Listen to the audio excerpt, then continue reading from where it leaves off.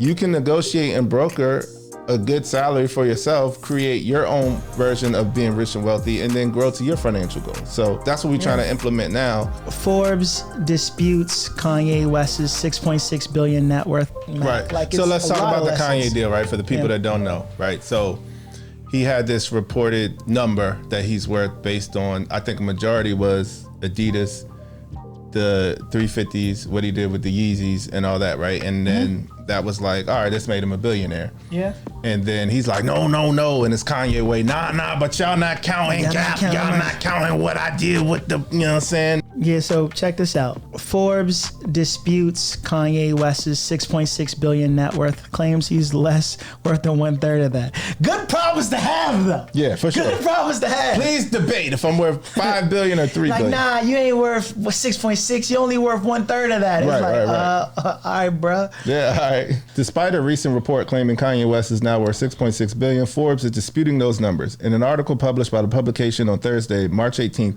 Forbes claims reports that the celebrity is worth nearly $7 billion are based on the magical thinking around sales that don't exist yet. This is why he's currently worth less than 1/3 of that. I think that's the point we just made.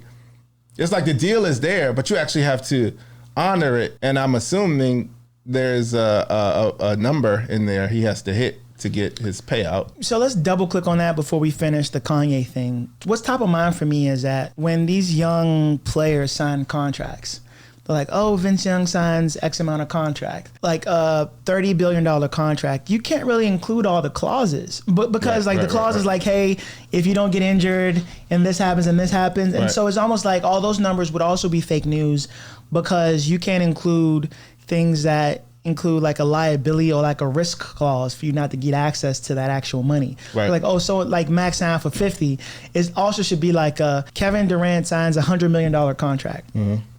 It should really say Kevin Durant has the potential to make $100 million. Right.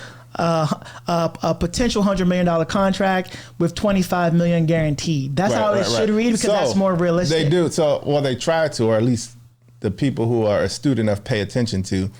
There's the contract number and then there's the guarantee. Yeah, the guarantee is the real number. Yeah, that's why I think what's so monumental about the Deshaun Watson deal, who was the quarterback for the Browns, is the fact that he got a $232 million contract with all of it guaranteed. You don't see that in sports, right? Because it's normally as long as you play X amount of games, as long as you're not hurt, you have to get a certain amount of yards. That's why you see in week 16 and 17, random plays because so-and-so has a $385,000 incentive if he gets 6 catches. That's what, okay, and I don't know if this is true. I mean, this is like just getting more into the sports world, but there was an accusation of, remember Antonio Brown walked off the field and it was a big deal? He only needed 7 catches and 100 yards to make another $1 million. Mm-hmm. But they took him out of the game and they were targeting him, or they tried to put him in the game and he was saying he was hurt. I don't know, but there were like rumblings. True or not, the point I'm getting at is there's clauses like that in the contract for players like that. So the Deshaun Watson thing is crazy because it's like they really guaranteed this man all that money. You usually don't get that language in the contract. So like Kevin Durant signs, 3-year, $100 million deal. Mm-hmm. You do the math in your head, say, oh, he's making like 33 a year. Kevin Durant is a bad example because he's going to get the guarantee, but just take a lesser known athlete, then they have the potential to make it, but they might have $100 million on the table and 14 guaranteed. It's a big difference. It's important to include those details. And I think that's what we're getting at with the Forbes thing is like, they're including these numbers that are headlined without the clauses that could make a big difference if, the Yeezys don't sell, whatever per quarter. Gap share price doesn't go up $10, then they don't have to pay him, $3 billion. Yeah, I don't know. They would have to. Whatever it is. No, you're right. And towards the end of this podcast, we'll talk about lessons learned from both of us. One is to understand the fucking contract. Now that I'm thinking about it, Forbes is doing Kanye dirty. Because as someone who forecasts for a living, you could forecast magic fairy tale numbers, or you could under forecast like super conservative numbers, but you usually end up somewhere in the middle. So my whole point is, if Kanye's deal is worth $3 billion, there's no way he's going to end up at 0. So even if you wanted to say, all right, like our conservative estimates are, we give him another, he's still going to be under Robert Smith. But my whole point is, it's nuances even in like how you dictate that. You know what I'm saying? So, especially with these big contracts, because it's not like he's not going to sell nothing. He's Kanye West. He sold his shit. ton already. Right. Like, all right, Kanye's deal is worth X amount. We'll realize 1/3 for this Forbes. But then that also takes some creative thinking and someone who actually has money, who has access to it. So once again, going back to the people putting together the information, not throwing shade, just saying that you can't totally rely on it. Look at it as entertainment, but what you can do is take lessons learned from it. Looking at my own life and for our viewers, right? One quick way to get wealthy is like the number one way. I gotta stop you because there's no quick way, they say, right? Because wealth has to last generations.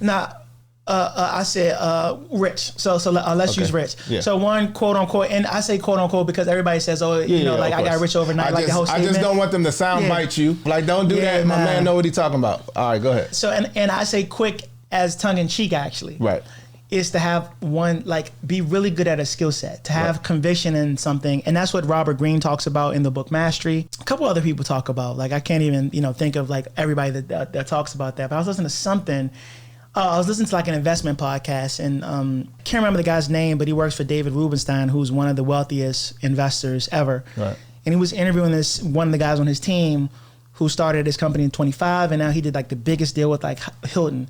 And he was like, what advice would you have or would you give to investors? He would say, have strong conviction. And even on another podcast I listened to, they said something similar, which was you can get rich over a long period of time by dollar cost averaging and everything else. Right. But the people who really like came up, like Paul Tudor Jones, and maybe that needs to be fact checked, right? But let's say rich investment guy in England who like did some massive deal with the Bank of England. And made like $1 billion. And Warren Buffett, when the economy crashed in 2008, he came in and bailed out all these banks. He got paid on that. Of course. That's having conviction. He wasn't investing in the subprime. He waited till it was done. He was like, nah, this is my hypothesis. Right. He put his money in and cashed out. And so all that to say is like the skill set, investing in a skill set, right? Like what you do for work and what I do for work now, selling technology, that's gotten us high earning income, which we're now able to flip into becoming rich. And then ideally, if we invest smartly, at some point we'll become wealthy. To be totally transparent, I don't even know what wealthy means really. Because there's no number where you go from rich to wealthy, right? Yeah, it's like subjective. You ever seen those memes or those side by side pictures like this is rich, this is wealthy, right? And what are they really trying to say? Like, what's the underlying theme? I think rich is your money can run out in one generation if done incorrectly. Wealth is you have built an abundance where your money's gonna last for your kids' kids or your kids' kids. I think it becomes like, because I watch Billions, Bobby Axelrod, and he was having a conversation with another billionaire, and it's billionaire talk, so it's like all these undertones and weird. Yeah, But one thing that I did pick up on was, they were talking about a deal, and basically the guy was like, this is gonna take me from 6 generations to 9. Like his money's so long right now, it's already gonna last his kids 6 times. But when he does this deal, it'll go 9 times, right? So they speak like that. Your wealth grows, and I think your wealth volume is determined by how many generations are already accounted for. Rich, I think, is you're still in that first one. Like, yo, we're rich, but if we go out and buy $250,000 cars tomorrow and, off $1 million doing something else, we're done. And our kid's gonna have to trap it back out. That's rich if it can run out. And I think what you see is a lot of with athletes, and we're talking about celebrities, is they don't have the financial astuteness to hold on to that money. So when they had it, if they invested correctly, it could have built wealth. I'll give you my definition and then we'll look up what like Investopedia or somebody says. Yeah. To me, rich is when you're still high income earning, and wealthy is when you now have those investments to where you're earning money passively. Where your money's making you more money. Where your money's making you money, and the liability of you going broke is almost like non-existent. Eliminated, right. So you could have autopilot almost. Yeah, so you could have 100. So like I would think, like, because that's how I think about it, and then we're gonna look up the definition of it. And here's my thought process behind it. So Mike Tyson made a ton of money, right? We know a whole bunch of people that made a ton of money. Yeah, $100 million could last 9 generations if invested properly. So that's my whole point. I was listening to House of Gucci. Like I read the book. The girl who ended up shooting him, his wife, they ended up marrying. That escalated quickly. Yeah, like I don't know about this. So it's a good movie. You got to watch it. Add it to your list tonight. Like it's hilarious. House of Gucci. Yeah, it's on Apple. like Gucci, the brand? Yeah, Gucci. Okay. Like it's a whole movie. Like Shorty shot her husband. Okay. Like bang bang. Like Miss Gucci? Huh? Yeah, like Miss Gucci was like, they got divorced. He got a new bitch. She like, you know how it goes. The thing I like about... And killed him? Or just he survived? She killed him. Like dude's dead. The wealth building principle in that whole... So that was a big drama, but the wealth building principle in that whole story was the way that they bought assets. Well, let's just use them as an example. Let's call it Mr. Gucci and Miss Gucci because we don't know their names, right? So you get married into the family, like your main house and all the beach houses are all in the company's name. So when you go to Cape Cod or go to the Hamptons, it's not in the husband's name. Right. It's in the company's name. Right. The family's name. Right.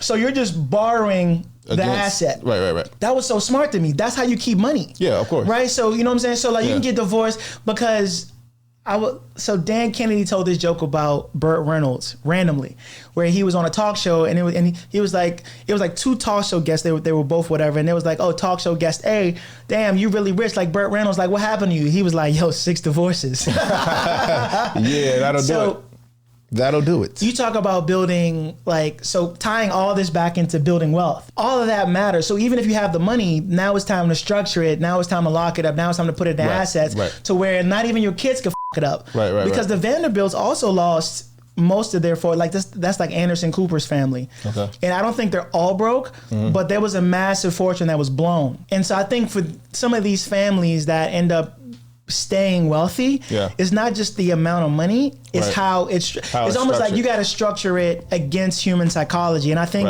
even being wealthy ourselves is the same thing. Riches, all your assets are still accessible. You can get married and get your shit up. You can get cut in half. People can borrow money, steal money from you. Wealthy is now it's in a corporation and I only get a stipend from it. So I could be wealthy getting a stipend from my business or my assets of like 10, 15 grand because I really don't want for nothing. And that same asset can be rolled down to my family. So it's not so yes, you need a couple million to call yourself wealthy. But to me, it's more the peace of mind and having those assets, house paid off, regular stipend money coming in, but you're not really touching the principle of the money. To me, that's Kerel's definition of wealthy, even if I don't know if that's society's definition of wealthy.